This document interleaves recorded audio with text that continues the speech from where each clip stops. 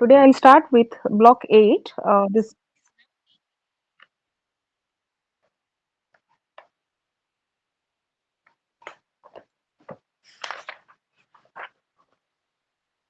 Okay. Very good evening to all of you. Today I'll start with block 8. This is issues of modernity. So we have three units, unit 29, 30 and 31. Let's just discuss unit 29. This is theories of modernization and modernity. So basically, in this unit, I'm going to talk about uh, what are the approaches to modernization and what are the implications of the theories and what are the phases of the process of modernization. Okay, so here, um, first of all, what is modernization? Okay, modernization means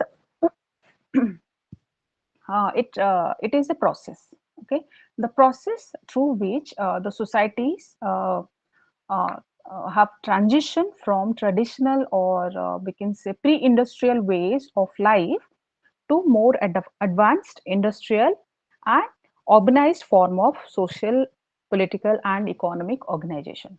So this transformation is not merely a linear process, a process of technological or economic growth, but rather the result of various social processes which interact in complex ways. Okay, so in general, when we say modernization, this is a process of transition of the societies from traditional to uh, advanced or industrial society. So the emergence of modern societies is shaped by cultural shifts, political changes, technological advancement, and economic development. Let's now talk about what are the processes which have contributed to modernization. So first is industrialization. Okay, just okay, so under the industrialization, it is one of the significant drivers of modernization. Basically, this process of industrialization it involves the transition from agricultural economies to industrial economies. Okay, where like we have mechanization, technological innovations, which lead to increased productivity and urbanization. Okay, that is economic transformation. Okay, then comes social change. What is social change? The changes in the society. As industries grow, so there is a shift in social relations. Okay, what are the changes? Like, for example, uh, traditional family based agriculture gives way to factory based work because they are shifting from traditional society to modern advanced industrial society. So factory based work by they are shifting. So this transition also leads to rural to urban migration as people seek employment in urban areas. So this will contribute to the growth of cities and the formation of the working class. Okay, so under industrialization, what is the next one? This is specialization of labor, or we can say a division of labor. Okay, this process of industrialization it fosters the specialization of labor. Okay, which leads to more complex economic systems and more segmented and diverse social structures. So this process increases the efficiency of production but also creates social hierarchies based on class and occupation. Okay, so that's all about industrialization. Let's now talk about urbanization. Urbanization. Urbanization means the growth of cities. Okay, urbanization means the movement of people from rural areas to urban centers, which is also a crucial aspect of modernization. Okay, so as people move or migrate to cities for better employment opportunities and living standards, then cities expand, cities we grow करे, so that will result into new forms of social organization. Okay, and ସେଠି କ'ଣ ହବ ନା development of urban culture ସେ ଗୋଟେ ଗଲା, then social mobility. Okay, so urban areas जोटा कि it offers us opportunities for social mobility, because as people from diverse backgrounds they interact and form new social networks. So this will automatically create multicultural environment where new values, ideas, and lifestyles emerge that fosters also social change. Okay. So also there is what is the next change? That is change in the family structure. Okay. Earlier, when they were in the village or rural India, so the family structure was a joint family, and urbanization helatu, what is the impact?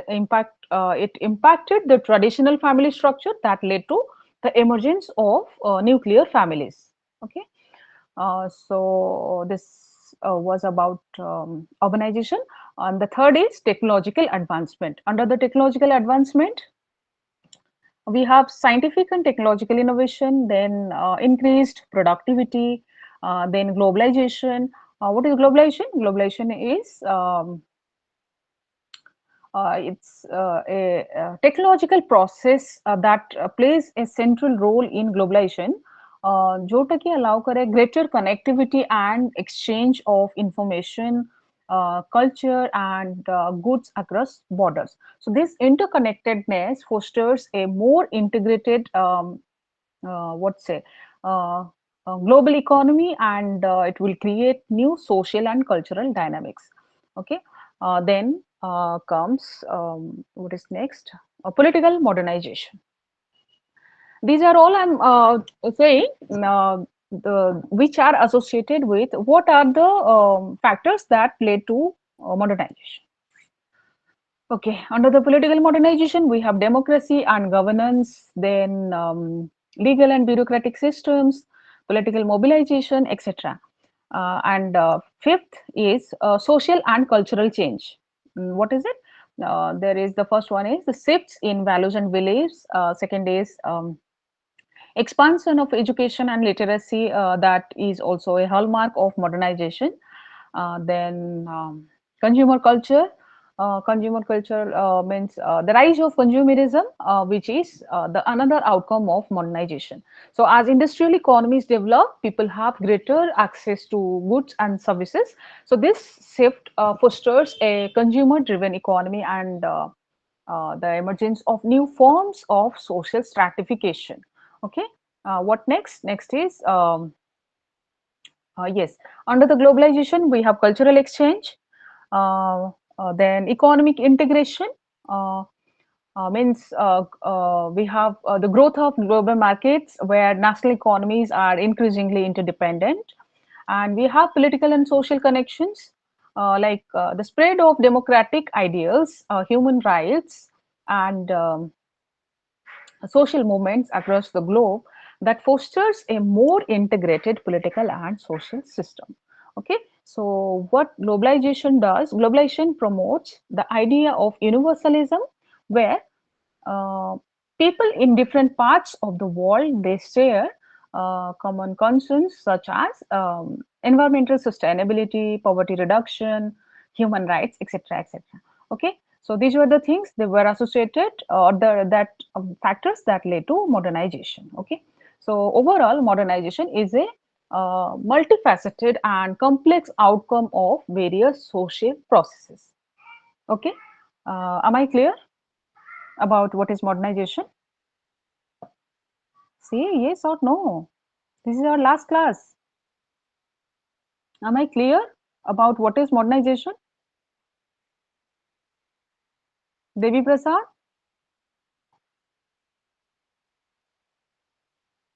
ଏଠି ସମସ୍ତେ ଶୋଇପଡ଼ିଲ ନା କ'ଣ? Yes, ma'am. Okay, Yes, okay, ma'am. Yes, ma'am. okay, okay.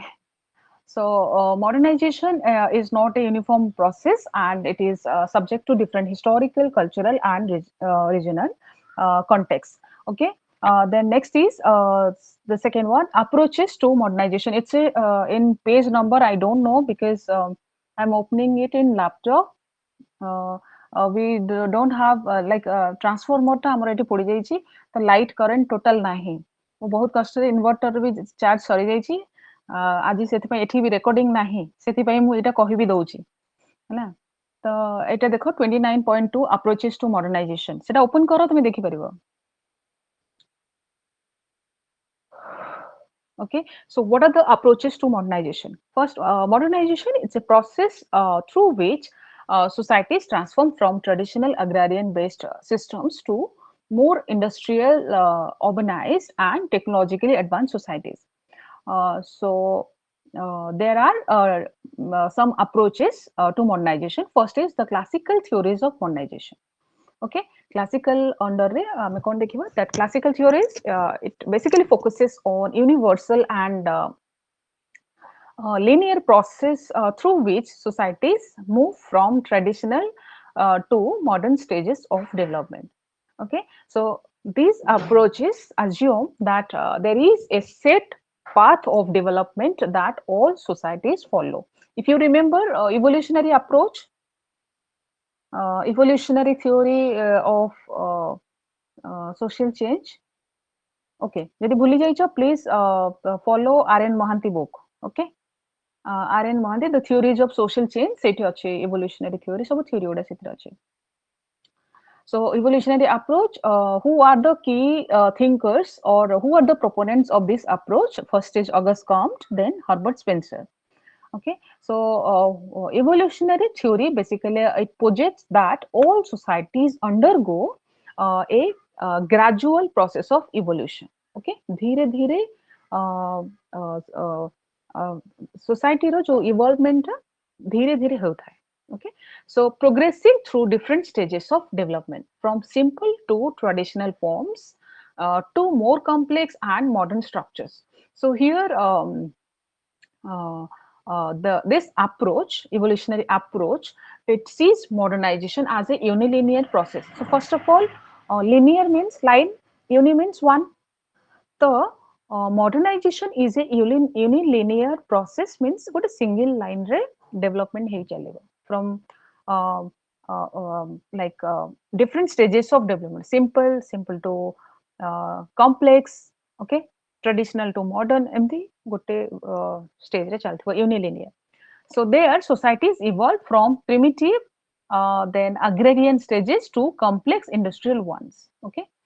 So the idea is that societies follow um, a, um, an inevitable progression towards industrialization, urbanization, and democratization. Okay, so that evolutionary approach. Then comes structural functionalism. Structural functionalism. Who is the proponent? He is Talcott Parsons. So Parsons, he says that modernization is a process where traditional societies adapt to the demands of industrialization. Okay, uh, through the development of new social structure. As I already yesterday I told Parsons, his major work is on the systems. He's talking about social system. Okay, so here he's talking about the development of new social structure that are functionally suited to modern needs. So what he says that modern societies as they are more integrated with distinct roles and institutions okay like Parsons social system theory just google it after the class in his social system theory basically he is talking about how the different institutions uh, play their roles for the maintaining of stability okay different institutions like how family then in economy polity how they are these institutions they are playing their role for the smooth functioning of the society okay so Parsons he says modern societies are more integrated with distinct roles and institutions working in harmony to maintain stability mainly he is a structural functionalist so basically functionalist ମାନଙ୍କର I already told you functionalist ମାନେ ସବୁବେଳେ society ର ଭଲ ପାଇଁ କହିଥାନ୍ତି how society will like smoothly for the smoothly functioning of the society. ସେମାନେ functionalist ମାନେ ଏଇ କଥା କୁହନ୍ତି. Okay, so then next is first gala classical theory, then second is dependency theory. Okay, dependency and underdevelopment. So here the proponents are Andre Gunder Frank, then Samir Amin and Immanuel Wallerstein. Okay, so what is the idea of this theory, dependency and underdevelopment? Dependency theory basically it challenges the classical ideas of modernization. Okay, um, that global economic system creates a dependency between developed and underdeveloped nations. Okay, so this theory says underdeveloped countries are often trapped in a state of dependency on wealthier and industrialized nations. ତା ଅର୍ଥ ହେଉଛି ଯେଉଁମାନେ countries ମାନେ under developed ସେମାନେ କାହା ଅଣ୍ଡରରେ ରହିଥାନ୍ତି developed ମାନଙ୍କର okay so under developed countries ମାନେ ସେମାନେ ଟ୍ରାପ୍ ହେଇକି ଥାନ୍ତି okay they are ସବୁବେଳେ dependent on the developed nations. Okay, so the process of modernization is seen as exploitative rather than linear. Okay, क्योंकि because developed माने ସେମାନେ of course underdeveloped ମାନଙ୍କୁ ହିଁ exploit କରୁଥାନ୍ତି. The developing countries are not just progressing through stages of development, but are being actively kept in a state of economic subordination. Okay, economically ସେମାନେ subordinate କରିକି ରଖିଥାନ୍ତି କାହାକୁ underdeveloped ମାନଙ୍କୁ. Okay, so modernization in wealthy countries comes at the expense of poorer nations. Which are poorer nations ମାନଙ୍କୁ ବଳି ପକେଇଥାନ୍ତି. Okay, ଯେଉଁମାନେ wealthy countries through the process of modernization, which are integrated into the global market in ways that limit their development. Okay, then comes third is world systems theory. This is another approach to modernization. Under this world system theory, we have global capitalist system. Okay, who is the proponent of this theory? He is Immanuel Wallerstein. Just a sec.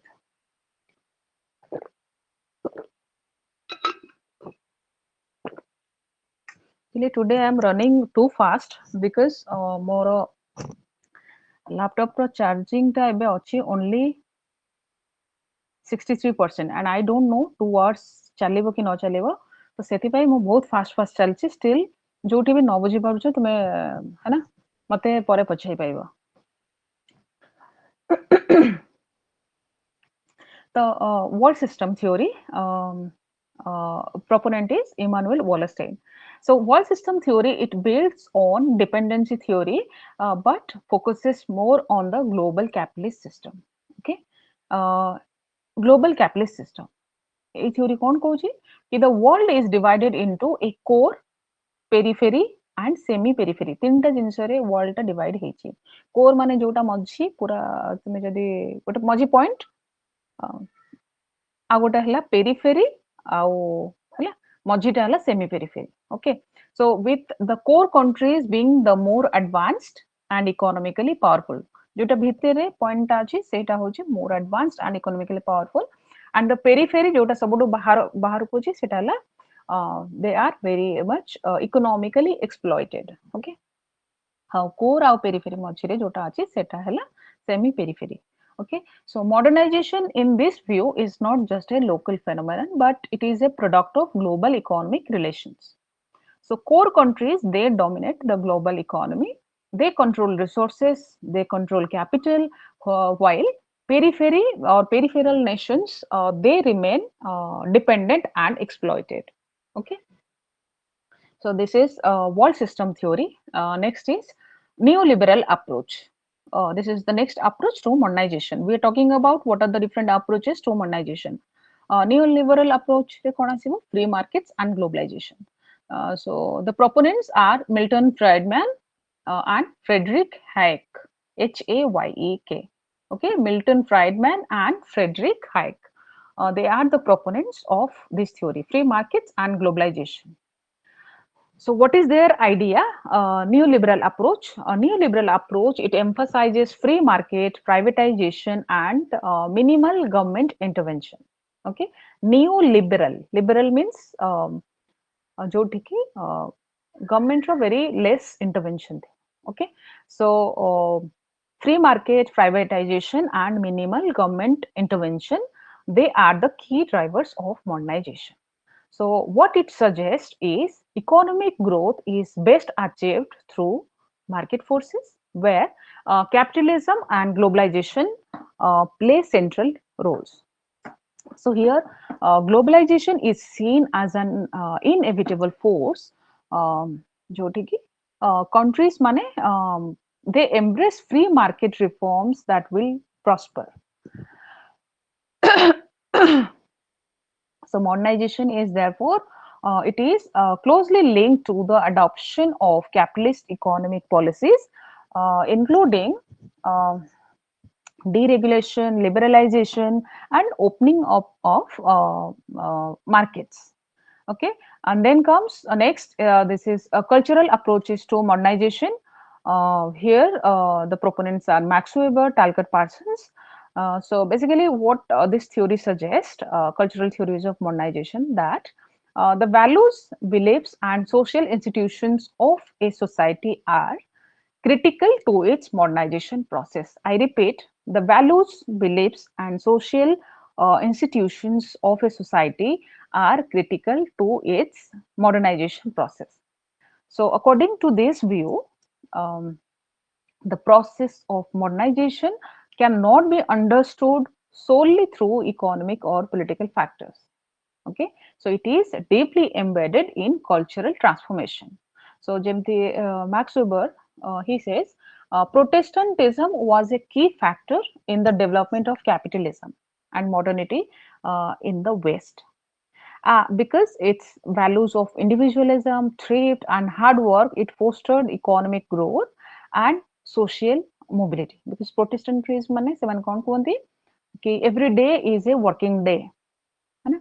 So they are basically giving importance to development of capitalism. Okay, so and other scholars, what they say, that democratic values, education, and a secular worldview also play key roles in fostering modernization.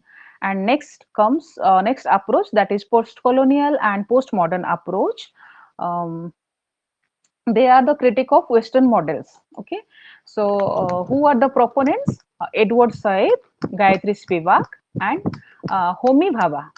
Okay, Edward Said, Gayatri Spivak, and Homi Bhabha. So, according to this post-colonial theorists, the critics, they say Western-centered models of modernization, and what they argues is that these approaches impose a Eurocentric worldview. What does it mean? Eurocentric worldview माने जोटा कि undermine करे the experiences and histories of colonized nations. ସେମାନେ କୁହନ୍ତି कि the idea of progress is westernized and it doesn't account for the ways that societies outside of Europe have their own forms of modernization. So that are rooted in their unique historical, cultural, and say social context. So this approach basically it challenges the assumption that all societies should follow a linear path towards modernization. Okay, so and it advocates for cultural relativism, and it highlights the importance of acknowledging the impact of colonialism and imperialism in shaping global power structures. Okay, so they so come then comes the seventh one. This is human development approach, जोटा कि HDI मैं कहूँ. Who is the proponent here? Amartya Sen and Mehboob ul Haq. Okay, Amartya Sen and Mehboob ul Haq. They are the key theorists of this approach, human development approach. So, what is about this approach, human development approach? It emphasizes that the goal of modernization should be to enhance the well-being and capabilities of individuals, okay, rather than just economic growth. So it focuses on improving health, education, and freedom for individuals, recognizing the importance of social and human capital in development. Okay, HDI approach रे कौन आसे health, education, freedom, etc. etc. So this approach is centered on the idea that economic growth alone is not enough to measure a society's progress. Okay, instead it emphasizes the need to consider factors like poverty reduction, healthcare access, and social equality to understand true modernization. Okay, modernization ପାଇଁ only economic growth is not sufficient. Rather, ଆମକୁ ଦେଖିବାକୁ ପଡିବ କି ସେ society poverty reduction ହେଲା କି ନାହିଁ, healthcare access proper ଅଛି କି ନାହିଁ, and social equality ଦିଆଯାଉଛି କି ନାହିଁ. Okay, ସେଟା ହେଲା these are the approaches to modernization. It is HT human development approach. Okay, so all seven, there were seven approaches to modernization. Okay, so classical approach in general, overall, let me summarize. So this classical approach, it emphasizes the linear progress. ମାନେ ସେମାନେ କହୁଛନ୍ତି କଣ ଗୋଟେ stage ରୁ ଆଉ ଗୋଟେ stage primitive to କେମିତି modern ଆଡକୁ ଗତି କରୁଛି. Okay, so classical approaches emphasize linear progress, while dependency, world system, and neoliberal perspectives, they highlight the global structures that shape development.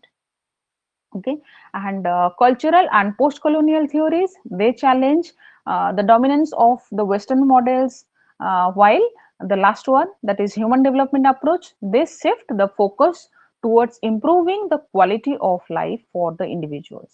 Okay, ସେମାନେ କଣ କହୁଛନ୍ତି, economic growth is not sufficient, rather quality of life, ଯୋଉଥିରେ କି poverty reduction, education, ଏଇଗୁଡ଼ା ସବୁ ଆସୁଛି. Okay, so ultimately there is no singular path to modernization, and the process is shaped by historical, cultural, economic, and political context. Okay, so this portion is over. Let's now come to implication of modernization theories. What are the implication of this theory? Sorry. So the implications of modernization theory have influenced development strategies, then sociological thought, and global policy making, especially during the post-World War II era. Okay, so what are the major implications? First is Western-centric development models. Okay, modernization theories often assume that Western societies represented the ideal model of development. Okay, and non-Western societies were expected to replicate the West's path. West মানে যাহা করছেন, non-Western societies they are expected to follow.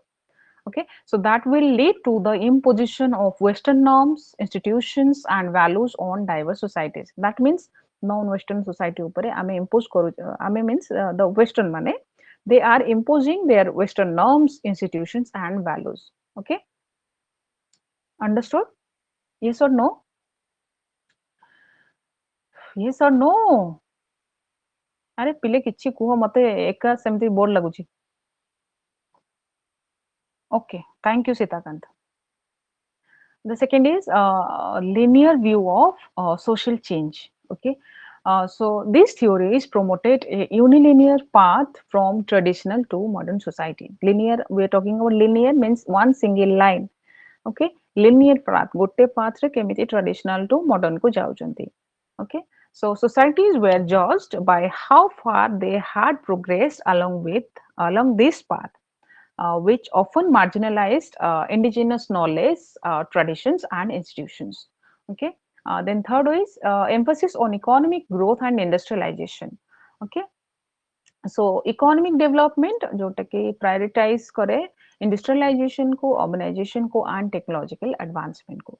Okay, so GDP and industrial output, these became key indicators of a country's modernization. Okay, then fourth comes the role of the state and elite leadership. Okay, role of the state means the state is seen as the main drivers or driver of modernization. Okay, often through the top-down reforms, uh, like it justified centralized planning, bureaucratic expansion, and sometimes authoritarian governance under the pretext of modernization. Okay, and then fifth one is neglect of inequality and dependency. Neglect of inequality and dependency. So the theories often ignored structural inequalities within and between the societies. So uh, they failed to account for global power dynamics. Okay. So then comes next is cultural homogenization. It means it gives emphasis on rationality, secularism, and individualism that will lead to the erosion of local culture and traditional belief and practices. They were often dismissed as obstacles to progress. Okay, traditional beliefs and practices को totally हटे दोगे. Then seventh is influence on development policies. So it shaped development agendas of institutions like what are the institutions? World Bank, IMF, then US aid. Okay, so they led to investments in infrastructure, education, and health, but often without attention to social justice or local participation. Okay, so in this way. This is also the influence of what development policies. Then what is next point is emergence of alternative theories. Alternative theories are what? Like the critics of modernization, they led to the new theories like dependency theory, post-colonial theory, human development and capabilities approach. Today already କହିସାରିଛି dependency theory means the focus is on exploitation and global inequality. Okay, and the second one, post-colonial theory, yeah, focus is on cultural imperialism. Okay, and the third is human development and capabilities approach, जोटा कि अमर्त्य सेन कथा कहली, that is focus on well-being and freedom, human freedom. Okay, so while modernization theories helped frame early development thinking, they have been critiqued for being Eurocentric, reductionist, and top-down approach, जोटा कि use करछन्ति. So their legacy includes both positive advancement and deep structural problems in how development is conceptualized and implemented globally. So let's now talk about the next is phases in modernization process. Okay, so first phase is there are uh, these phases, they can vary by context, but generally they include the first is traditional phase. Traditional phase means it is being characterized by agrarian economy, kinship based social structure, low literacy, religious worldview, etc. etc. Okay, and traditional phase is social order केमी थिला जोटा कि hierarchical and rigid. Hierarchical means there was gradation. Okay, um, and authority is rooted in tradition and religion. And economy system came in traditional phase re. Then we had subsistence farming, barter systems, um, minimal technological advancement.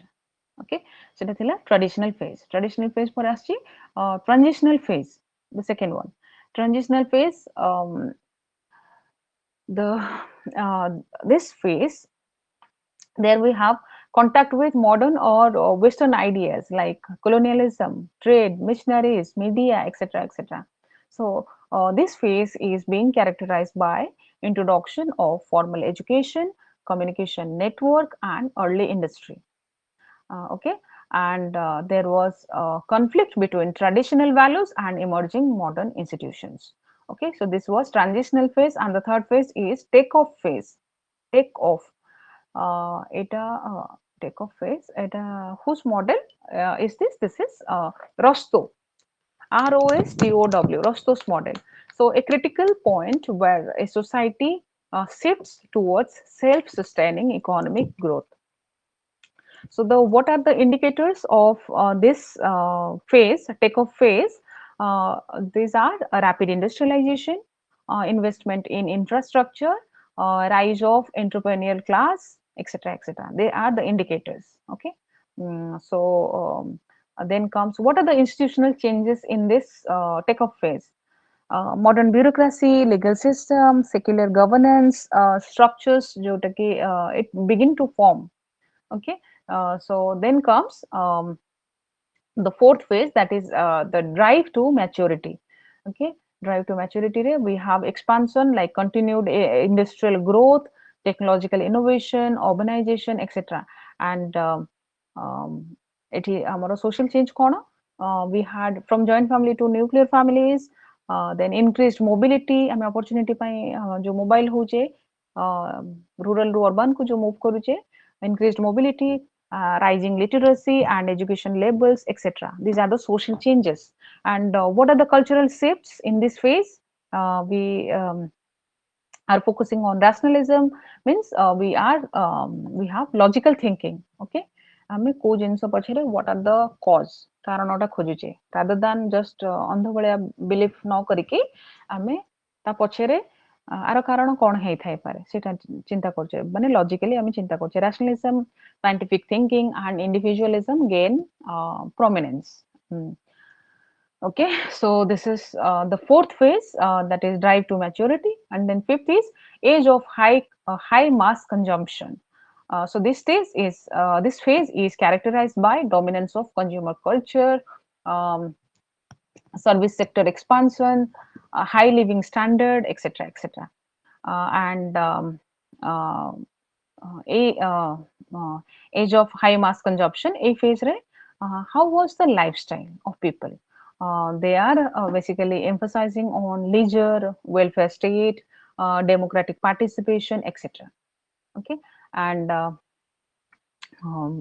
we have increased international cooperation, global economic integration, etc. So each phase of modernization represents a qualitative transformation in society structure, economy, values, and institutions. While the model helps in understanding broad trends, real world modernization often proceeds unevenly, influenced by historical, cultural, and political context. These are the things, this you will get it from your book only. I have taken from your book and little bit added from other sources.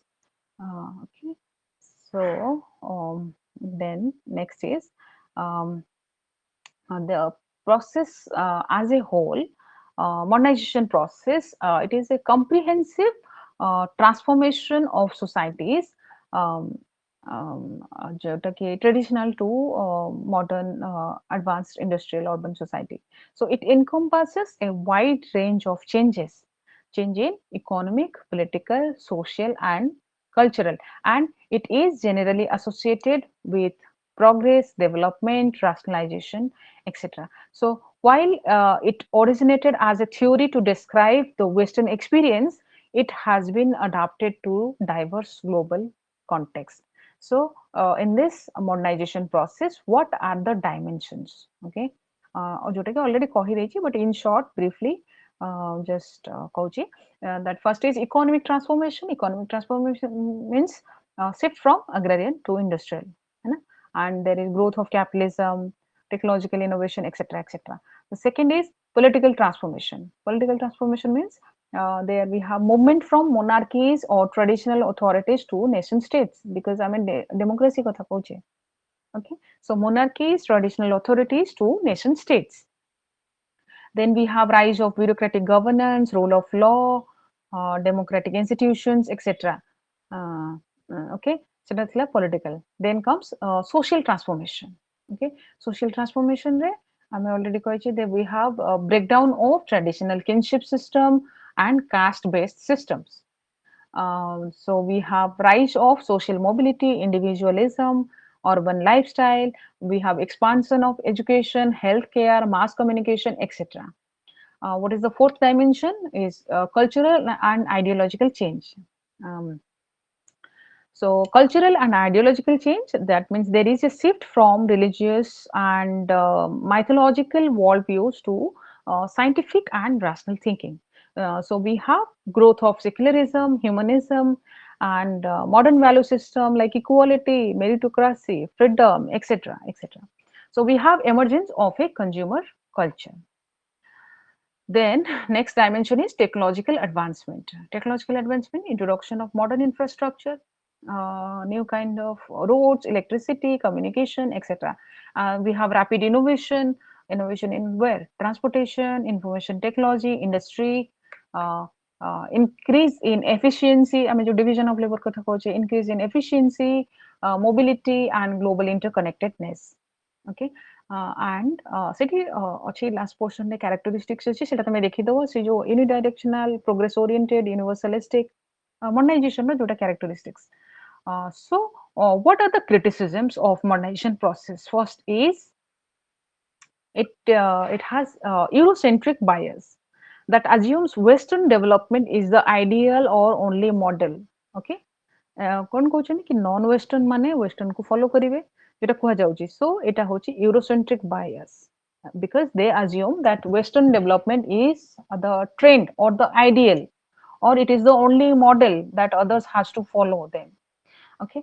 The second is it ignores local realities, it overlooks cultural specificity and non-linear development paths. Third, it neglects inequality. Okay. It may reinforce economic and social disparities. And the next is top-down approach. It often is led by elites and the state with minimal grassroots participation. Okay. So this portion is over. Then we have phenomena of modernity. এটা পিলে তুমি পଢିଦବ ଟିକେ ମୁଁ ଦେଖିବା ଆଗରେ କଣ ଅଛି phenomena of modernity. Phenomena of modernity ରେ basically ତମେ ଦେଖିବ rationalization, industrialization, urbanization ଯୋଉଟା already ମୁଁ explain କରିସାରିଛି. Secularization. Secularization means decline of religious authority in public life, rise of secular values, laws, etc. Then 50 is individualism, ଯୋଉଠି କି ଆମେ emphasis କରୁ କାହା ଉପରେ ନା individual right, autonomy, self determination, etc. And 6th is nation state formation, जोठी की we are talking about the emergence of centralized state with what say centralized state um, with defined territories and governance structure. Okay. And technological advancement, already you know, rapid innovation in transportation, communication, IT, etc., etc. Then capitalism and market economy, then education, literacy, mass media and communication, etc. So this portion is over. We have next is approaches to modernity. Yes, yes. Approaches to modernity जोटा already ମୁଁ कहि सारिछि से जो classical घरिका हाँ हाँ classical रे हाँ Karl Marx, Weber, Durkheim एମାନେ ଆସିବେ they have explored modernity as a transformative force. ଯେମିତି for example Marx he views modernity through the lens of capitalism. He is basically emphasizing on class conflict and economic determinism. I'm not going in detail on what is class conflict. Yesterday, I already taught you class conflict, class and class struggle. Okay, economic determinism. है ना? এটা হচ্ছে Marxian emphasis. Then Weber he highlights rationalization and bureaucracy as defining features of modern societies. Okay, and Durkheim is talking about the social integration. Social integration and the shift from mechanical to organic solidarity. Let me slightly explain. Um, he talks about social integration and the shift from mechanical to organic solidarity. Mechanical means mechanical solidarity. Okay, solidarity means here social integration, and he says mechanical solidarity is being characterized by rural society. Okay, and organic solidarity এটা code দেখিବାକୁ ମିଳେ urban modern advanced industrial society ରେ. Okay, and this he's basically talking about the shift from rural to urban. Okay, then comes enlightenment perspective. Enlightenment perspective means this is the approach that sees modernity as a period of progress, reason, and emancipation from tradition and superstition. And then comes critical theory, जो ठीक है we have the Frankfurt School, including the thinkers like Theodor Adorno and Max Horkheimer, they critique modernity's darker aspects, such as alienation, domination, and the rise of repressive rationality. And they are arguing that modernity failed to deliver true freedom and justice. Okay, like modernization, ସବୁ କଥା କହୁଛି, but ଏଗୁଡାକୁ ignore କରୁଛି. Alienation, domination, rise of repressive rationality, etc. And then comes postmodernist approach. Postmodernist ଆମେ last unit ରେ ଦେଖିବା postmodernist and post colonial, ସେଟା ମୁଁ ଛାଡ଼ିଲି, and multiple modernity, ଯୋଉଟା କି it is proposed by S.N. Eisenstadt. This approach, it suggests that different societies experience and shape modernity in culturally distinct ways that leads to diverse modernities across the globe. Okay, so these varied approaches offer a comprehensive understanding of modernity and revealing its complexity, contradictions, and global variations. Really, this unit is over. I am really sorry. I am going too fast, but actually, I don't have running short of very less time. So this unit is over. If you have any doubt, you ask me later in the group. I will be in the group till your exams. Okay. Then comes unit 30. This is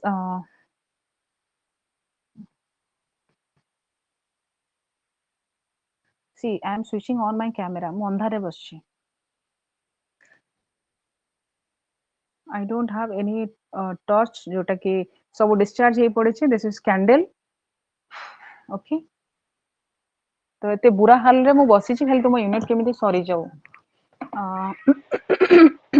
Thank you, ma'am. Most welcome. I only want कि तुमମାନଙ୍କର କେମିତି ଭଲରେ ପେପରଟା ଯାଉ, so that anyways, this is unit 30. This is we have tradition and modernity. Okay. So we have here tradition, society and culture, then modernity as a juggernaut, ontological insecurity in modernity. So basically in this unit we will see tradition, which is a life vital factor in many culture. First of all, let me first let's look at what is tradition and what is modernity. Okay. Mm.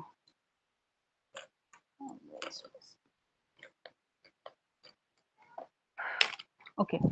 So tradition, it refers to the beliefs, customs, practices. Tradition refers to the beliefs, customs, practices, and values passed down from generation to generation within a society. Okay. And it is associated with continuity, stability, and a deep connection to the past. Tradition कथा कहले आमे basically बुझू कि होची the belief, custom, practices जोटा कि since our generation रू pass ହେଇକି ଆସିଛି. Okay, and these traditions often shape identity, social roles, cultural norms, and these are typically rooted in religion, kinship. ଆମର ଯେମିତି previous religion ରେ ଯାହା ଅଛି ଯେମିତି ଅଛି ଆମେ ସେଟା କରି ଆସିଛେ. किनशिप सिस्टम जहाँ बाबा दादा जहाँ सब करुले फॉलो सेटा आमे करि चलचे. एंड कम्युनिटी बेस्ड प्रैक्टिसेस आमे जो कम्युनिटी रे रहउचे से कम्युनिटी रो जहाँ आइडियल प्रैक्टिसेस से को फॉलो करूचे. आम कम्युनिटी कहूँ हाँ रज सेलिब्रेट कर आम सेलिब्रेट करुचे, दिवाली सेलिब्रेट कर एटा कर से आमे करचे. तो सेटा होची tradition. And modernity, what is modernity? Modernity signifies a historical and cultural shift from traditional societies to more industrialized, secular, and rational forms of social organization. So it is characterized by scientific progress, technological innovation, individualism, urbanization, and democratic governance. Okay, and modernity often involves the questioning or rejecting traditional authority in favor of regime change and innovation. Modernity कथा कहले आमे question करू traditional authority को and we favor आमे कहा कथा को ना regime change innovation ये सब कथा को.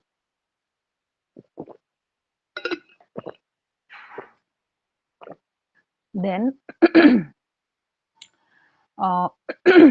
tradition emphasizes the past, collective continuity and stability, whereas modernity emphasizes on progress, change, and the future. Okay, it often prioritizes individual rights and rational thought. Okay. Next column, that is tradition, society, and culture. What is it? Tradition already you know, and tradition, uh, society, and culture. Tradition ର ଗୋଟେ example ହେଲା that includes festivals, religious ceremonies, oral storytelling, and dress codes, etc., etc. And what is society? Society is a structured group of people who are bound together by shared institutions, norms, values, and relationships. We have a very famous definition by MacIver. সেটা ঘুষি দেবো. Okay. By society, we mean I also forgot. Okay, more আর মনে নাই. Society definition, সেটা basic definition. Society is a system of usages and procedures, something like that. So society is a structured group of people bound together by shared institutions, norms, values, and relationships. So it consists of various social institutions. We have a lot of institutions in our society. What are the institutions? Family, education, religion, governance, which organize human behavior. Okay, and these societies evolve over time, influenced by both tradition and change. And the third concept comes culture. What is culture? Culture means it encompasses the ideas, customs, social behaviors, language, art, and material traits of a group of people. Okay, and it includes both tangible elements and intangible. Tangible jota ki we can touch, and intangible jota ki only we can feel it. Tangible ର example ହେଲା food, clothing, architecture, etc., etc. And intangible are the beliefs, values, norms. Okay. Uh, your happiness. Can you measure how much happy I am? No, because happiness को ଆମେ measure କରିପାରିବାନି. Measure କରିପାରିବାନି ଯୋଉ ଜିନିଷ ସେଟା ହଉଛି intangible. You cannot touch. And culture shapes how people perceive the world and interact with one another. So what is the relationship between the three: tradition, culture, and society? Tradition hoji, it is a component of culture. Okay, and culture gives society its unique character. Okay, and society provides the structure within which culture and tradition are practiced and transmitted. Okay, এটা মনে রাখো, এটা what is the interrelationship between tradition, culture, and society. Okay, so next is tradition and modernity. Tradition, modernity already ମୁଁ କହିସାରିଛି. Tradition ର characteristics ହଉଛି it is rooted in history. Often it is resistant to change. It emphasizes communal identity, social stability. It is linked to religion, kinship, etc. And modernity ହେଲା এটা rationality, reason, progress, scientific knowledge এই ସବୁ ଜିନିଷ ଉପରେ emphasis ଦିଏ. It values individualism, freedom, autonomy, etc. Okay, and modernity ର ଗୋଟେ example, the rise of industrial cities and urbanization, then the spread of scientific knowledge and technological innovation, etc. Then comes modernity as a juggernaut. Eta bahut important 30.4 column, modernity as a juggernaut. I don't know the page number because it asuni. Modernity as a juggernaut, jota ki Giddens, Anthony Giddens. um, Anthony Giddens, he is a prominent sociologist. He explored the concept. Okay, page 183. Okay, okay. Thank you. So, prominent sociologist, he explored the concept of modernity in his work, The Consequences of Modernity. Okay, please do remember this book's name. Your UGC net compulsory question. The book, the question is the book, The Consequences of Modernity, published in 1990, is written by whom? This is Anthony Giddens. Okay, he's a prominent sociologist. He explored the concept of modernity in his famous book, The Consequences of Modernity, published in 1990. So basically what he says, modernity is a juggernaut, or it's a metaphor. Metaphor means the uncontrollable and overwhelming nature of modern social forces. Okay, I repeat, the uncontrollable and overwhelming nature of modern social forces. So according to him, Giddens, modernity is a dynamic force that is constantly in motion and changing the world around us in ways that are often difficult to manage or even predict. This was the definition. Out ଟିକେ ମୁଁ କହିଲେ ତମେ ବୁଝିପାରିବ। Definition please you have to mug up है ना। Modernity uh, according to Anthony Giddens, what are the features or the elements of modernity as a juggernaut? Okay, so first is uh,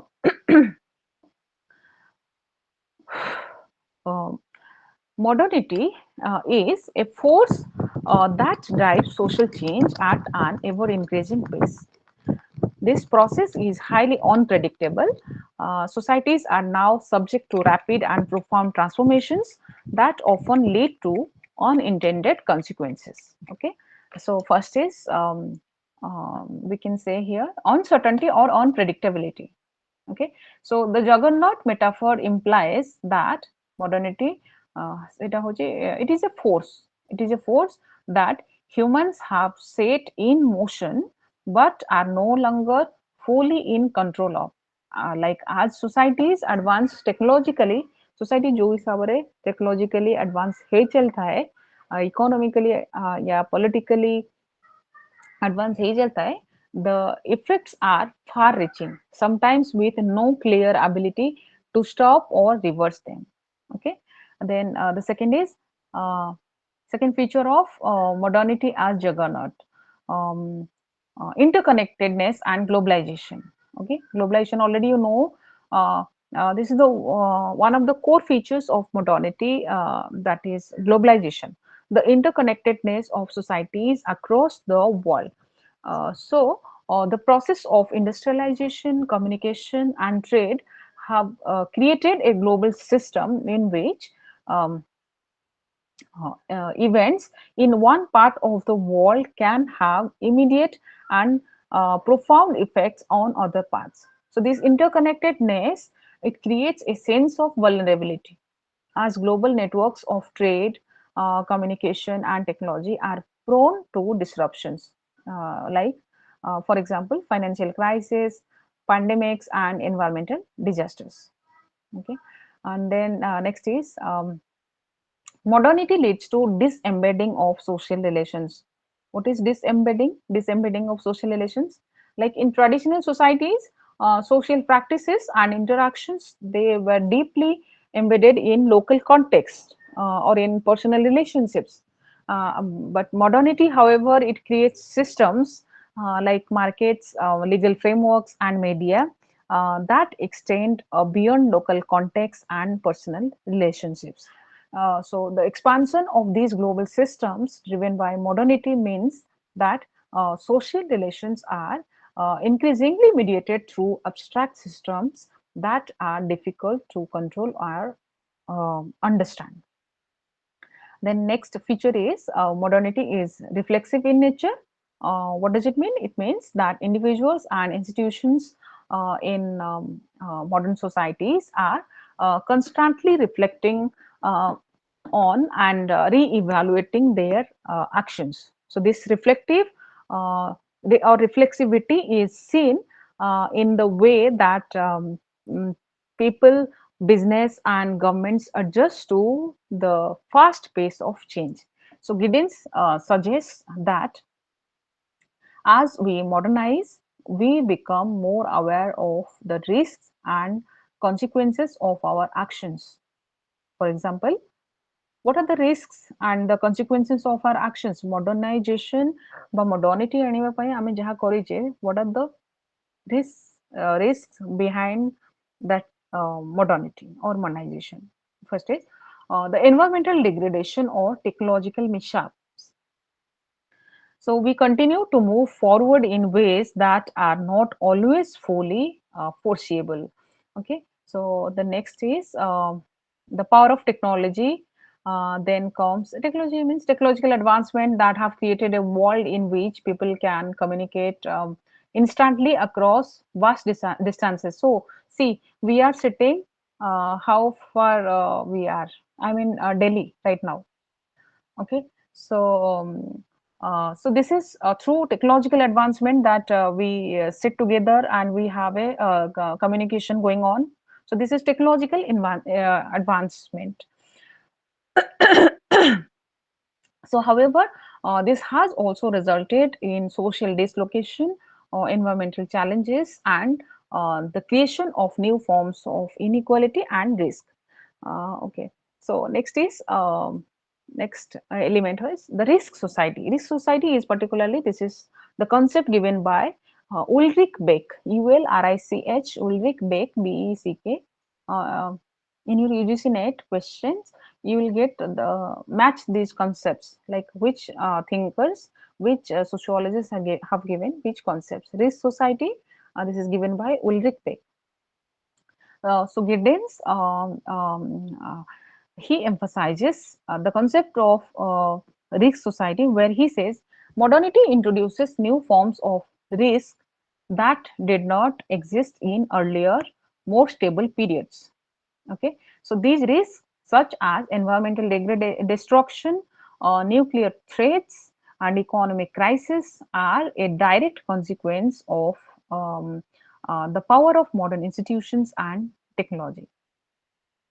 So the juggernaut metaphor captures the sense of helplessness in the face of these risks, as individuals and societies may struggle to control or they may mitigate the consequences of modern developments. Okay, তো এই পোর্শনটা সরিলা গিডেন্স acha modernity it's a force that propels societies forward, creating opportunities for progress and innovation, but it also brings the risks and uncertainties. So the juggernaut of modernity cannot be stopped, and its consequences are often beyond our immediate control. Okay, সেটা ଥିଲା গিডেন্সকর juggernaut modernity as juggernaut. Then comes ontological insecurity and modernity. This is 30.5, ontological insecurity in modernity. So Giddens, what he says, ontological insecurity has been created within modernity itself, and he suggests that design falls in the construction of the modern world operator failure of those who run the modern world, unintended consequences, reflexivity of the modern society. What is it exactly? Just a sec. Uh, okay. So here in ontological insecurity in modernity, Giddens says the framework of modernity, the ontological insecurity, that refers to it's a deep sense of anxiety or instability and uncertainty that individuals experience in modern society. जो ontological insecurity कहले कौन बुझाए? It's a deep sense of anxiety, instability, and uncertainty that individuals experience in modern societies. Okay, so Giddens says that modernity itself, particularly the rapid changes and transformations it brings, has created this insecurity.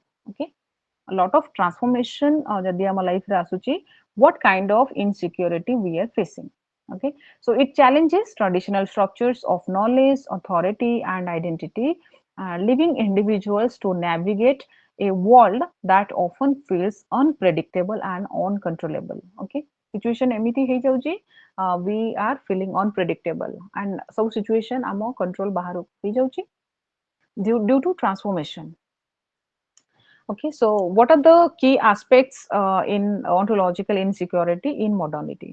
Okay, in short, just କହିଦଉଛି, the breakdown of traditional certainties. Second is disembedding of social relations.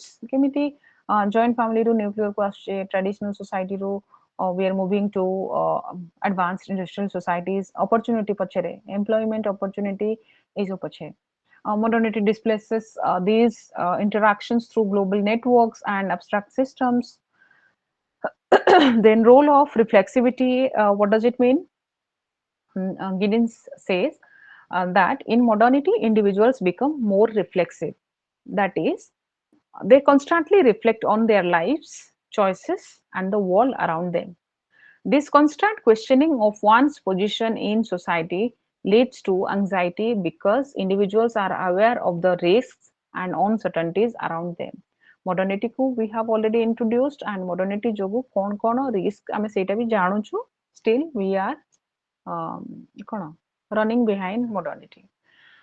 Okay, then comes this society, এটা তো already କହିଛି, then displacement of certainty in identity and authority, mm, then uncertainty of modern life, এটা ବହୁତ easy ଅଛି ପିଲେ ପଢିଦବ, the psychological impact of ontological insecurity, যেটা কি loss of certainty, social isolation, etc etc, है ना, এই portion over.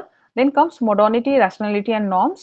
Modernity you already know, then rationality, uh, rationality, it's a uh, aspect of modernity. It basically involves the use of reason, logic, scientific methods to understand and shape the world. Okay, Weberଙ୍କର rationality ଉପରେ what is the view ସେଇଟା ଦେଖିଦବ ଟିକେ। कि ସେ କଣ କହୁଛନ୍ତି, modern societies are defined by a process of rationalization in which traditional and emotional forms of decision making are replaced by more systematic, calculative and bureaucratic approaches. Bureaucratization, a concept just go through. So this process is seen in the rise of bureaucracy, legal system and economic structures that prioritize efficiency and order. Okay, so ସେଇଠି ଅଛି ଆହୁରି value rationality, rationalization of life, etc. Then what is norms? Norms means the rules and regulations, or norms refers to the shared expectations, rules and standards that govern social behavior. So in modern societies, norms evolve um, alongside the development of rationality and modernization. So it is traditional versus modern norms and socialization and modern norms. এটা টিকে দেখিদব। Then I think this unit is over. Just a sec. Modernity. Yes, this unit is over. Okay. Then next is unit 31.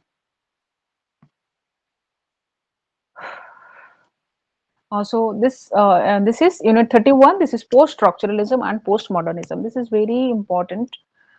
Um, Post-structuralism and postmodernism. So here we have the post-structural theories, the discourse, knowledge. We have Foucault, Derrida, etc., etc. Okay. Uh, Usually मते भी এটা बहुत कष्ट लागे. Postmodernism, post-structuralism, a theory.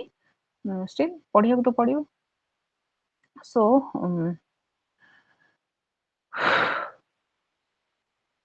just a sec. I'll start with the critique of structuralism. So structuralism, जो theory, is being criticized um, because it reduces human behavior to fixed structures and it ignores individual agency. ये जो structuralism को तो कहोचे, that is ahistorical. Neglects the role of historical context and change in shaping social systems. So critics, they say that it oversimplifies complex cultural phenomena through reductionism. এটা আগে তুমি পড়লে তুমি দেখিব। So it neglects subjectivity. I'm talking about structuralism. It neglects subjectivity. It focuses on impersonal structures rather than individual experience. So post-structuralists, they challenge its rigidity, emphasizing fluidity, ambiguity, and the role of power in shaping social system. So overall, structuralism, it is seen as inadequate for explaining dynamic evolving societies. Okay, so let's start with what is post-structural theory, because ଆମର theme ହେଉଛି post-structuralism. No, so ସେଥିପାଇଁ ମୁଁ structuralism ର in detail ଆଉ ଯାଉନି, we don't have time. So post-structuralism, it emerged as a critique of structuralism.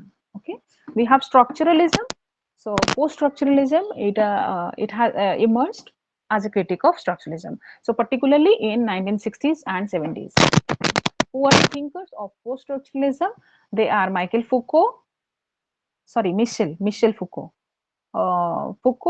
Jacques Derrida, and Roland Barthes. So post-structuralism challenges the deterministic universal structures of meaning, and it emphasizes the fluidity, then instability, and complexity of social life, language, and identity. Okay, so unlike structuralism, which posits that human behavior is shaped by underlying social systems, underlying stable systems, seମିତି post-structuralism argues that meaning is not fixed and it is instead constructed through language जो meaning କଥା କହୁଛେ ସେଇଟା ସବୁବେଳେ fix ନାହିଁ ସେଇଟା କେମିତି ବନା ଯାଉଛି ଏଇଟା ବନା ଯାଉଛି through language through culture through power relations okay ମାନେ କୋଉ ଜିନିଷର meaning କଥା ଯେତେବେଳେ ଆମେ କହୁଛେ meaning ଟା କେତେବେଳେ ଆସୁଛି କିଛି language ଆମେ କଥାବାର୍ତ୍ତା ହେଲା ଭିତରେ ସେଇଥିରେ ତ ଆସିବ ନା ଆମ culture ଭିତରୁ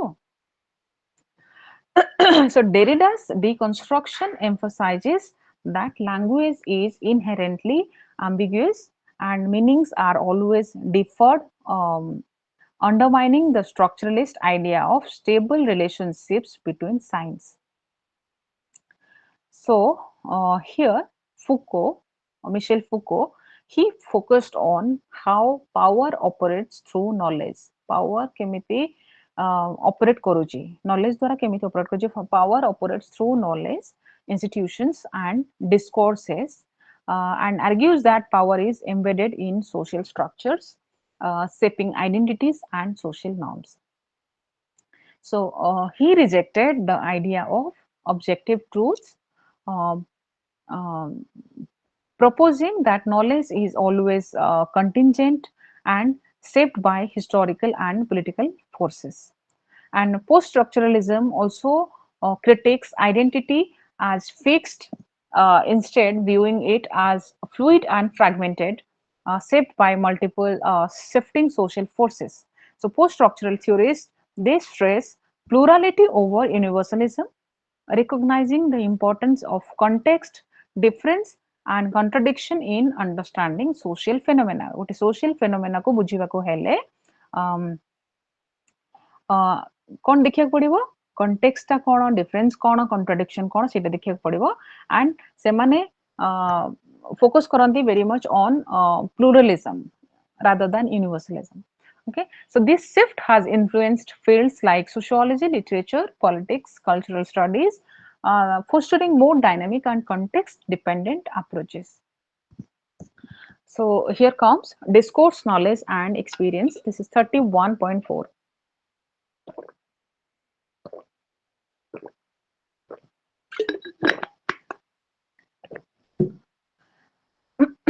Discourse, knowledge, and experience. So this is very important and ଟିକେ confusing be. So discourse, knowledge, and experience they are deeply interconnected concepts in post-structural theory, especially in the works of Michel Foucault and Jacques Derrida. So in post-structuralism, discourse it refers to the systems of knowledge. Okay, in post-structuralism, discourse refers to systems of knowledge. I'm sorry, systems of language, communication, and practices that construct knowledge and social reality.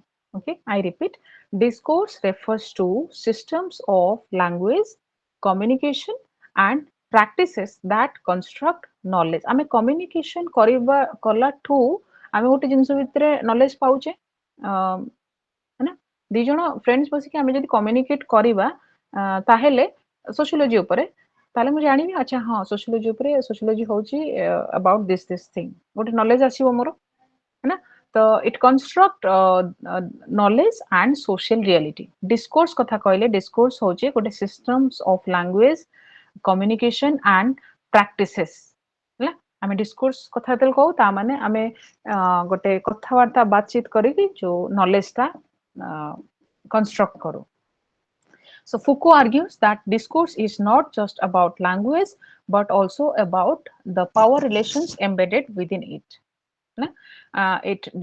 This discourse shapes how we think, ଆମେ କେମିତି ଭାବୁ, how we talk about କଣ କହୁ and act upon the world. world ରେ ଆମେ କେମିତି ଯୋଉ କଥାବାର୍ତ୍ତା ହେଲୁ ତା ଉପରେ କେମିତି ଆମେ reaction ଦଉଛୁ, often determining what is considered truth or knowledge. I repeat, discourse shapes how we think, talk about, and act upon the world, often determining what is considered truth or knowledge.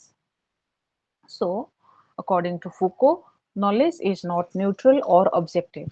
It is shaped by historical, social, and political context, and it is always tied to power dynamics. So, what we know is deeply influenced by the discourses that dominate at any given time. Okay, ଆମେ ଯାହା ଜାଣୁ ଯୋଉଟା କି ସେଇଟା deeply influenced ହେଇଥାଏ ଆମେ ଯୋଉ କଥାବାର୍ତ୍ତା ହେଇଥାଉ discourse. Okay, what we know is deeply influenced by the discourses that dominate at any given time. So in this sense, what is knowledge? Knowledge hoji, it is knowledge in this sense is not a reflection of an objective reality, but rather something constructed through language and power relations. Okay, knowledge gote objective reality ro reflection nuhe, but सेटा कोण सेटा होची सेटा केमिति construct ହେଇଥାଏ ଆମ ଯୋଉ କଥାବାର୍ତ୍ତା language ଭାଷା ଏବଂ the power relations ରୁ ସେଟା construction knowledge ର ହେଇଥାଏ. Derrida's concept of deconstruction emphasizes the instability and contingency of meaning in text, which suggests that knowledge is always incomplete, shifting, and open to reinterpretation. Derrida kon kହୁଛନ୍ତି his concept of deconstruction emphasizes the instability and contingency of meaning in text, suggesting that knowledge is always incomplete. ସବୁବେଳେ knowledge ଟା incomplete, it is shifting and it is open to reinterpretation. ତାକୁ again ବାର ବାର interpret କରାଯିବ. Okay, ସେଟା କିଏ କହୁଛନ୍ତି ନା Derrida. Then what is experience? Experience is understood not as a purely individual, subjective encounter with the world, but it is something mediated by discourse and knowledge structures. ଆମେ ଯେତେବେଳେ discourse କଥାବାର୍ତ୍ତା କରୁଛେ ସେଇଠୁ ଯୋଉ knowledge ଟା ଆମେ ପାଉଛେ, okay?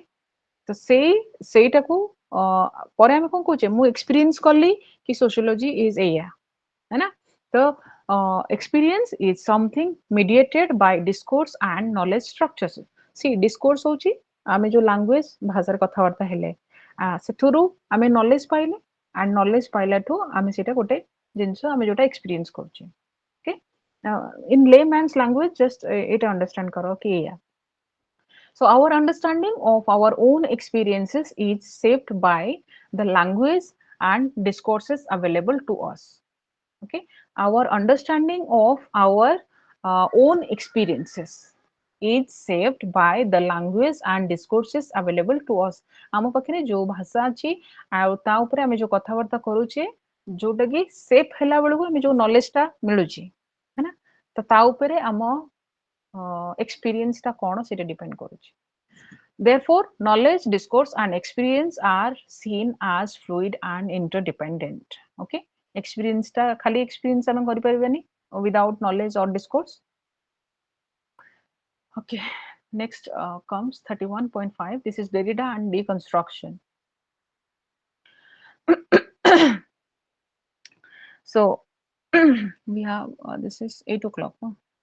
We have still half an hour. I'll try my best to complete. So Derrida, Jacques Derrida, he is a French philosopher best known for his development of deconstruction. Deconstruction kotha asile sobale mane rakho. This is Derrida. He is best known for his development of deconstruction. It is a critical approach to understand language, text and meaning. Language को, text को and meaning को से critically बुझौचंती. So deconstruction challenges the traditional assumptions of language and philosophy, particularly the belief in stable, fixed meanings and the idea of objective universal truths. So सेटा detail explain करूची. So Derridaଙ୍କର Derridaଙ୍କର deconstruction ଉପରେ what are the important points or important ideas. First is binary opposition. Okay, binary ମାନେ କ'ଣ? ଯେମିତି good evil, light dark, male female, etc., etc. So Derrida argued that Western thought has traditionally been structured around binary oppositions. Okay, so these oppositions, what he argued, these oppositions are hierarchical, with one term typically privileged over the other. So for example, um, in the good or evil binary, good is often seen as the dominant or preferred term, uh, and deconstruction seeks to undermine these hierarchies by showing how both terms are interdependent and how the privileged term cannot exist without the repressed one. ଆମେ ଯଦି କହିବା capitalist and proletariat, okay, ଯଦି interdependence ସେ ଦୁଇ ଜଣଙ୍କ ଭିତରେ ନ ଦେଖିବା ତାହେଲେ ଆମକୁ ସେ hierarchy ଟା ଦେଖିବାକୁ ପଡିବ କି ଜଣେ ଅଛନ୍ତି higher rank ରେ ଆଉ ଯିଏ ଗରିବ ଯିଏ ମାନେ ପୁଅର କ୍ଲାସ ରେ ଲୋଏଷ୍ଟ ରାଙ୍କ ସେ ହଉଛନ୍ତି ପ୍ରୋଲେଟେରିଏଟ, है ना।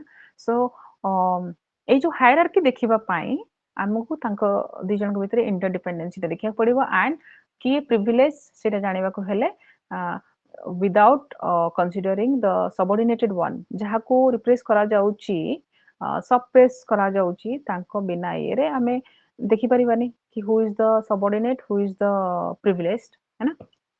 तो बाइनरी ऑपोजिशन हमको देखिया पड़िबो किछि गोटे टर्मिनोलॉजी एक्सप्लेनेशन देला बेले we have to look at the binary opposition. Okay, that's it. Then the instability of meaning. What does it mean? Central to Derrida's deconstruction is the idea that meaning is never fixed. He introduced the concept of difference. um, it's a French term that combines difference and differal. So he introduced the concept of difference to show that meanings are always differed in language. They are not fixed in a single point, but they are always subject to change. Meaning टा सबବେଳେ fix ହେଇ नଥାଏ, केही बेले बेले से change भी ହେଇଥାଏ. They are subject to change, context and interpretation. So words and concepts are defined through their difference from their words, um, and because there is no ultimate origin or final meaning, meaning is always in flux. Okay, so meaning is never fixed. Meaning को बार बार हमें change करी थाओ, reinterpret करी थाओ, etc., etc. Then comes the critique of logocentrism. What is it? Derrida critiqued the Western philosophical tradition of logocentrism. Logocentrism कौन? Now it prioritizes speech as the pure form of language. Speech जो भाषण सेटा होची as a pure form of language and as the ultimate source of meaning. He argued that this privileging of speech over writing um, is a form of metaphysical bias. Okay, this privileging of speech over writing is a form of metaphysical bias. Writing often viewed as secondary or inferior. I may just lekhi thao see. Suppose I will give you गोटे answer टा just लेखिकी दे देबी आ गोटे हला गोटे answer टा बुझेबी, है ना, through my teaching method और गोटे स्पीच देकी बुझेबी. सपोज महात्मा गांधी ऊपर मु गोटे लेखिकी स्टोरीटा दे देबी आ गोटा महात्मा गांधी केमी जन को महात्मा गांधी बनैकी तांको ऊपर गोटे एक्सप्लेनेशन देबी तो कोटा इजी हबो? ऑफ कोर्स जोटा स्पीच टा सेटा बेसी understanding आसीबो. So writing, often viewed as secondary or inferior, is just as fundamental to the construction of meaning as speech. Speech ru amako besi ko jinisar meaning ta bhalare aschi. So by focusing on the written word, Derrida sought to reveal the instability and indeterminacy of all language. Okay, so se kon kohchenti speech ta hochi the superior.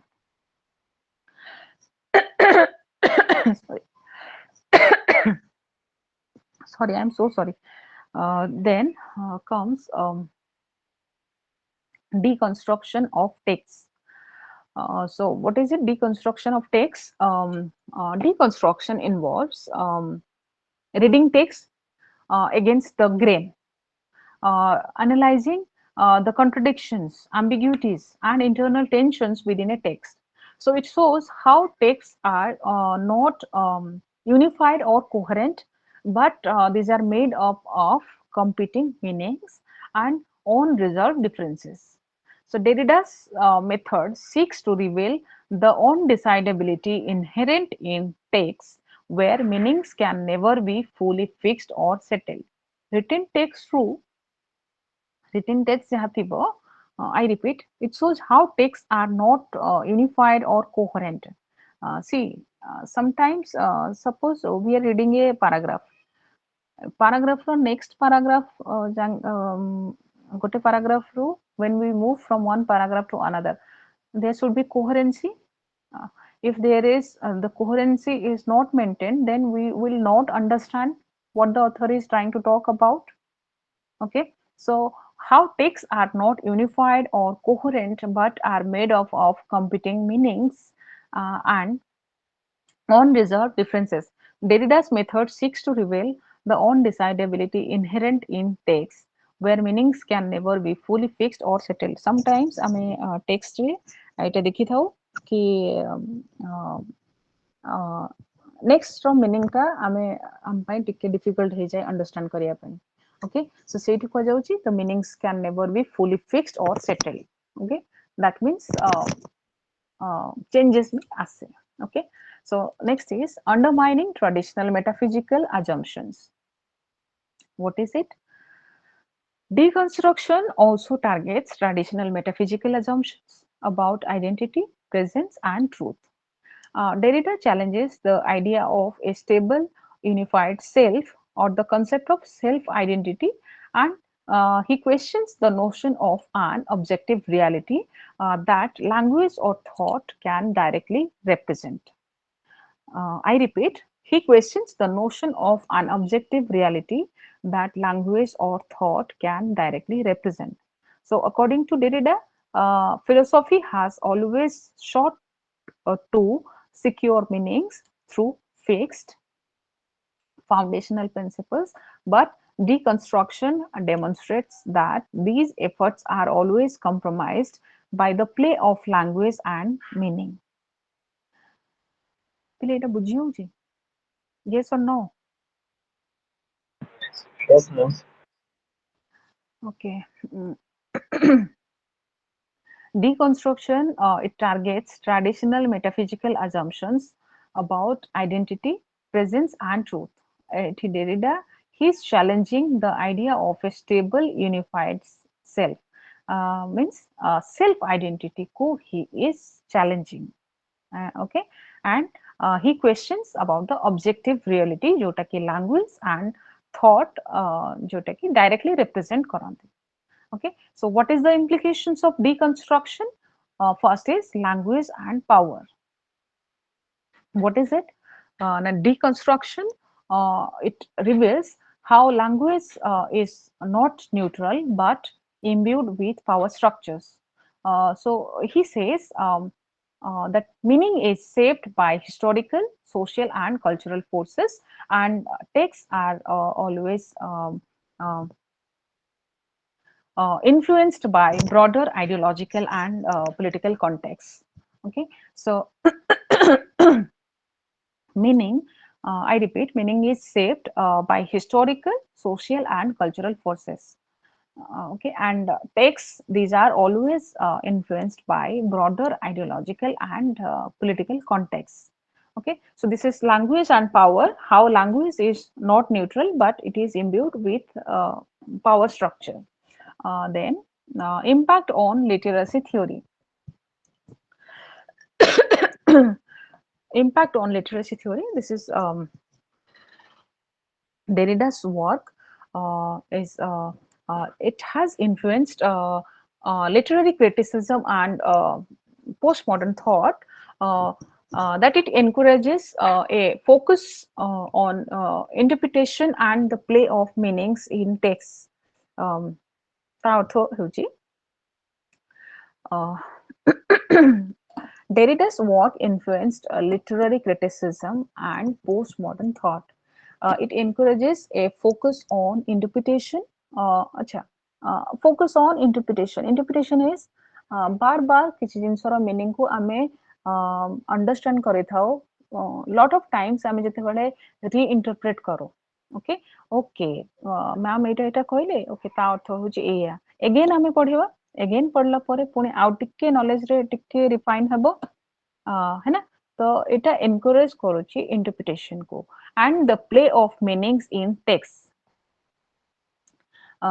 Text रे जो different different meanings अच्छे अच्छे ना. गोटे text रे गोटे book रे suppose किसी गोटे डेफिनेशन देइछि, है ना. तो तार मीनिंग्स रे ताको बार बार पढ़िले आमे बार बार इंटरप्रेट करले जो जिनसटा आसे सेटा सेटा डेरिडांकर मेन जिनस जोटा कि लिटरेरी क्रिटिसिज्म ऊपर से कहउछन post modern thought. It encourages a focus on interpretation. Okay. Literary critics began to read texts as inherently contradictory, fluid, and open to multiple interpretations. Next comes relativism and ethics. So some critics they argue that deconstruction leads to relativism, and they suggest that if meaning is always deferred and never fixed, then no interpretation can be considered final or authoritative. जदि meaning टा हाँ से कौन करछनी बार बार interpretation करबा पई, किंतु critics they are arguing that meaning is never fixed, meaning is always deferred, है ना. So then no interpretation can be considered final. जेहेतु बार बार आमे पढ़िले बार बार meaning को हमको understand करबा को आहुरी कଣ differently आमे interpret करू, ताहेले ସବୁ ଥରକ जो जो interpretation आमे करूचे सेटा final हबनी. ओके, और अथॉरिटेटिव गोटे डोमिनेंट डेफिनेशन फाइनल डेफिनेशन रे आमे पहुंचने कि suppose what is relativism, suppose this concept of what is the meaning of relativism, again and again आमे पढ़िले बार बार इंटरप्रेट करले करूचे माने बार बार हमको नया नया आइडिया आसुची. तो से जो नेक्स्ट आइडियाटा आसिला that is not final, that is not authoritative. Okay, because आमे तापरे पुणी अगेन आउ थरे पढ़िले सेटा चेंजेस आसीबो. So this poses challenges to traditional ethics, which often relies on the idea of universal truth.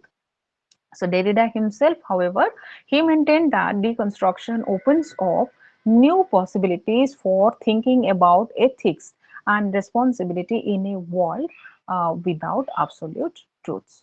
Okay, so deconstruction ko how critics केमिति देखिछन्ति. What are the criticism of deconstruction? First is criticism for obscurity. What is obscurity? Deconstruction has been critiqued as being obscure. Obscure means overly abstract and difficult to apply practically. So critics semane argue karanti कि Derrida's texts are often inaccessible and on Derrida's texts are often inaccessible and convoluted. That means making his ideas challenging to use in concrete texts. এটা possible नुह ना बार बार आमे गोटे जिनस पढ़ी कि बार बार repetition bar bar interpret करिवाटा. Okay, so critics they argue that Derrida's texts are often inaccessible and convoluted, making his ideas challenging to use in concrete contexts. Okay, then next criticism is relativism. What is relativism? Deconstruction's focus on the instability of meaning has led some accuse it of fostering relativism, where all interpretations are seen as equally valid. Okay, बार बार आमे जो interpret करूचे हमको सब गुडा definition या सब गुडा meaning टा लागुची कि हां एटा ठीक हेतिबो. So it undermines the possibility of firm ethical or philosophical positions. Okay, so next comes political and social implications. What is it? Critics they say that deconstructions, rejection of foundational truths can hinder efforts to make moral or political judgments. If nothing is ever settled, it becomes difficult to take action or establish commitments, especially in matters of justice and human rights. ଯଦି ଗୋଟେ ଜିନିଷ fix ନାହିଁ ତାହେଲେ ଏଟା ଆମକୁ difficult ହେଇଯିବ ତା against ରେ ଆମେ କିଛି action ନେବା ପାଇଁ है ना कि suppose good case is not fixed, so it's difficult for us to take the decision ki to whom I will give justice and to whom I will not. Okay, uh, what should I commit? My commitment, I will feel in my commitment because um, if the case is not totally clear to me, okay, so it becomes difficult for a judge, suppose for a judge to give justice or injustice to both the parties. Okay, so this is political and social implications. So overall, in general, Derrida's deconstruction, it offers a radical rethinking of language, meaning, and knowledge.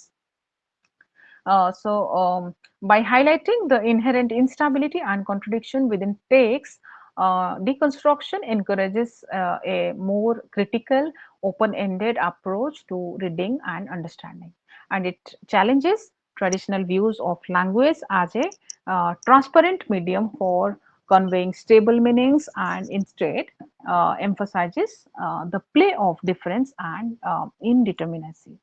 Okay, so that's all about deconstruction of Derrida. Let's now discuss. This is very important. This is 31.6, Foucault and archaeology of knowledge. Foucault himself is a pagal and mundo fatilani. Okay, Foucault and the archaeology of knowledge. This is 31.6. Please open your book, the page number. This is very important.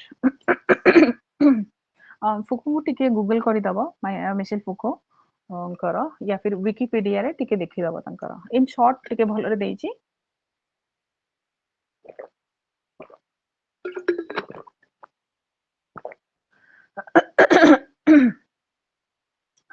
okay. Michael Foucault's his famous work, this is archaeology of knowledge. Okay, archaeology of knowledge, this is a methodological approach to the history of knowledge um, that seeks to understand how discourses or the systems, discourse means the systems of knowledge and language. Okay, please write down right now because भूली ଯିବ ପୁଣି ତୁମମାନେ. Discourse means systems of knowledge and language. Okay, so this is archaeology of knowledge. It is a methodological approach to the history of knowledge that seeks to understand how discourses shape and define reality. Okay, how the systems of knowledge and language shapes and defines the reality. Okay, so Foucault, he challenges traditional historical narratives, traditional historical narratives that focus on the continuity of ideas over time. Uh, Instead, he argues that knowledge evolves through ruptures where older ways of thinking are replaced by new systems without a clear linear progression. Okay, so ଆଉ ଟିକେ ଆଗକୁ ଗଲେ ବୁଝି ହବ. So in archaeology, Foucault focuses on the condition of possibility that allow certain forms of knowledge to emerge, examining how discourses, means scientific, medical, or political, etc., how discourses become institutionalized. So he describes these as an excavation of underlying structures that govern knowledge without relying on authors or individual subjectivity. So he examines how historical conditions on sorry, historical conditions and social practices shape knowledge at particular moments. Okay, I repeat, how historical conditions and social practices shape knowledge at particular moments. So this approach enables the analysis of power relations embedded in the production of knowledge, that reveals how knowledge is not just objective but deeply intertwined with power. Okay, so this is then comes his Jameson's Jameson 31.7 and late capitalism. See, Fukunkara ଆହୁରି ଅଧିକା ଅଛି, but just a sec. Please go through archaeology of knowledge. What does it mean through Wikipedia and Google it. Okay, um, or ResearchGate. Okay, what is just write down in Google. Uh, what are the views of Foucault on archaeology of knowledge? What it exactly meaning?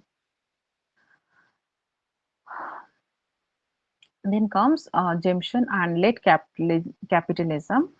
Frederick Jameson, he is also a prominent Marxist cultural theorist uh, who is well known for his analysis of late capitalism in the context of postmodernism. Okay, postmodernism context re late capitalism kotha kiye କହିଛନ୍ତି. He is also a Marxist. Okay, Marxist means he also supports the Marxian views. Okay, so in his influential What Postmodernism or the Cultural Logic of Late Capitalism, these are his two books, Postmodernism and the second is The Cultural Logic of Late Capitalism, which was published in the year 1991. So, Jameson, he examines how capitalism has evolved into a new, more complex stage in which cultural, economic, and social systems are deeply intertwined. Okay, how capitalism has evolved into a new more complex stage. Capitalism केमिति new complex stage रे evolve ହେଇଛି जोथिरे कि cultural, economic, and social systems are they are all three are intertwined with each other. How they all are interdependent with each other. Okay, so Jameson argues that late capitalism is characterized by an intensified phase of capitalist development. Okay, intensified phase of capitalist development, which is marked by um, the expansion of multinational corporations, MNCs. Okay, then the dominance of finance over industry and the rise of globalization. Okay, late capitalism, which is characterized by an intensified phase of capitalist development.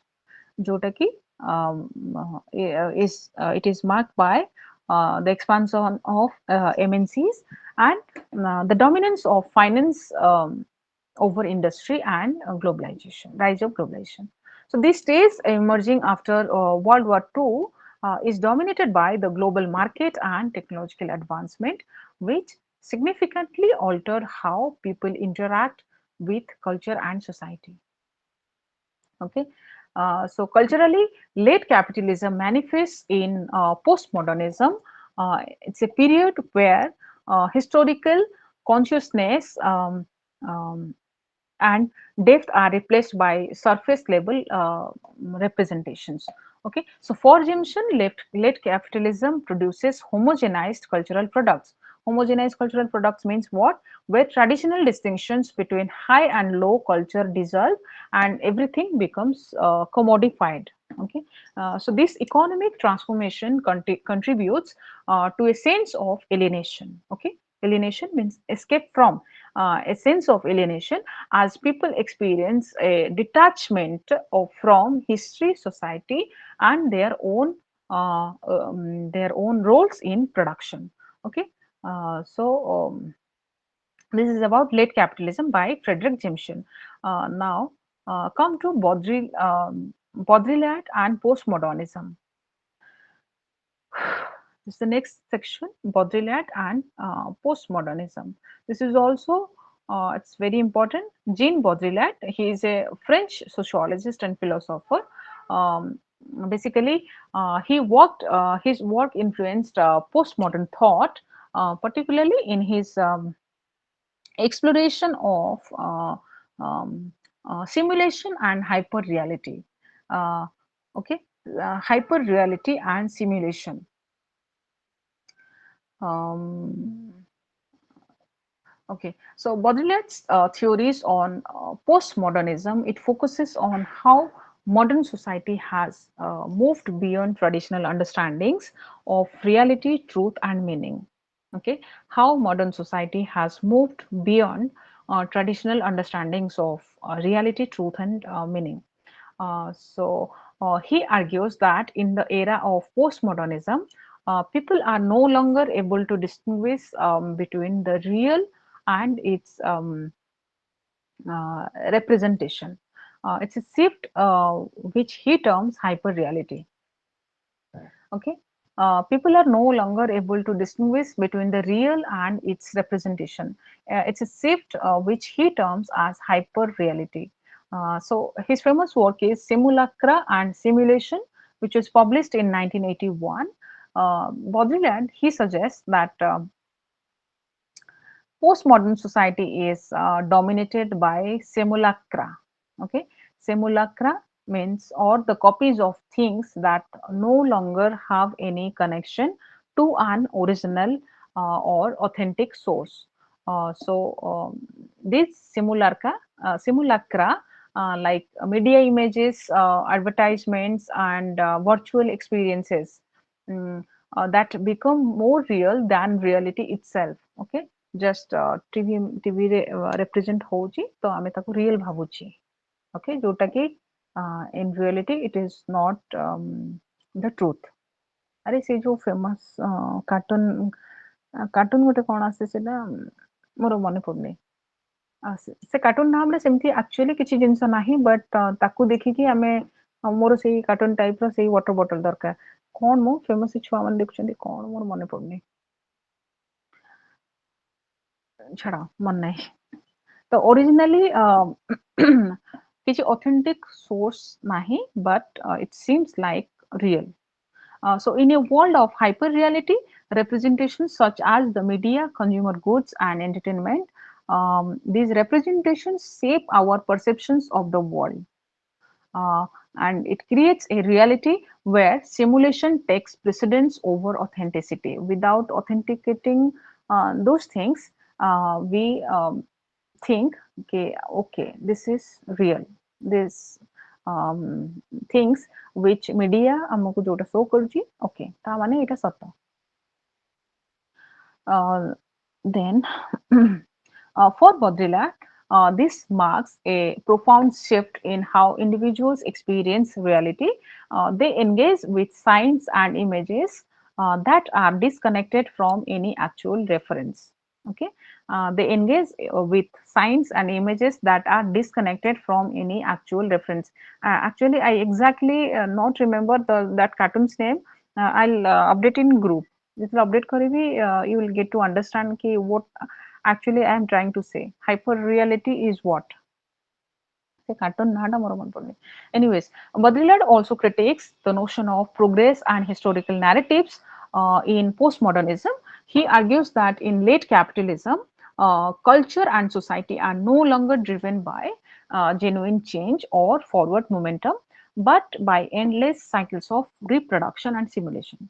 So it leads to flattening of experience where people are immersed in endless consumption of simulated pre-packaged experiences, contributing to alienation and loss of meaning in modern life.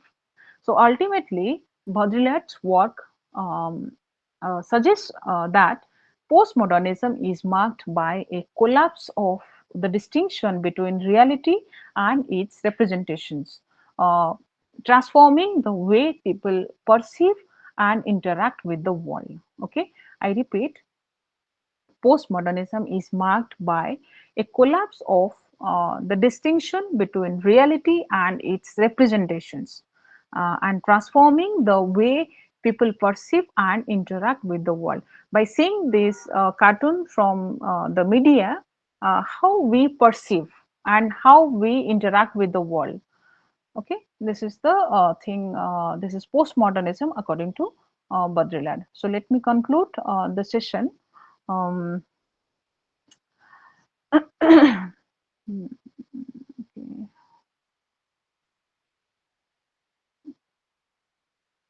Postmodernists, according to postmodernists, modernism is inconsistent, but they themselves exercise it as and which way they want. This just you have to remember here. Just focus on Jean Baudrillard. Just type it. The difference between simulacra and simulation by Jean Baudrillard, and what is hyperreal. Okay, just type this thing in Google. Then what are the views? You search this thing. No need to read lot and lot and lot. Just find out what is Baudrillard's view on postmodernism. Okay, and don't just go through Chat GPT. This is very bakwas. You just find the answers from Google. Okay, then what is Jimson's views on um, late capitalism? Okay, and what is Foucault's idea on archaeology of knowledge? And what are the power relations? Something like that. You type this thing and you will get the easiest notes. Okay, so this portion is over. That unit 31, and today we have the last class. So you ask me if you have any doubt or say something.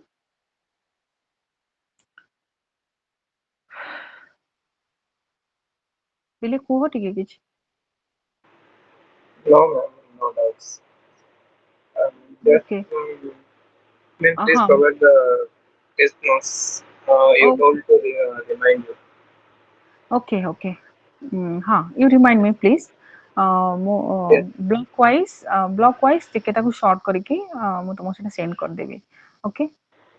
And thank କେମିତି you. find out କରିବ? Answers writing, how to write the answers, you know na. After reading the questions, whenever you get some questions, you start with there are three or four keywords, no, in each question. So you first explain each of these words, then interlink them. Okay, Okay, ma'am. and for each concept, at least two to three definitions. That is a must. Okay, and ଭଲରେ ସୁନ୍ଦର ସୁନ୍ଦର writing ରେ answers ଟା ଲେଖିବ, because ignore just ଆମେ answer sheet check କଲା ବେଳେ ଦେଖୁ ଯଦି ପିଲାଟା ବହୁତ neat and clean କରିଛି, then overall we get impressed. Okay, neat and clean and point wise, and don't just write the lamba story. Just point wise mention your answers. Okay, and other than that ଆଉ କିଛି ବି tips ମୋ group ରେ ଦେଇଦେବି. Okay. Yes, Okay, ma'am. ma'am. Okay. Okay. I wish you all the best for your exams. I hope you all do well. Still, I'll provide the notes. And still, if you have any doubt, you can ask me anytime. Just don't write me personally, okay? And don't just make a lot of groups. Something that group is okay. जोटा एबे चलची ignore so show. तो ସେଇଥିରେ ଯାହା ବି କିଛି doubt ଅଛି, you can ask me. Okay. Yes, Okay, fine. I'll send you very soon. I wish you all the best. You can now leave the meeting. thank you, ma'am. Most welcome.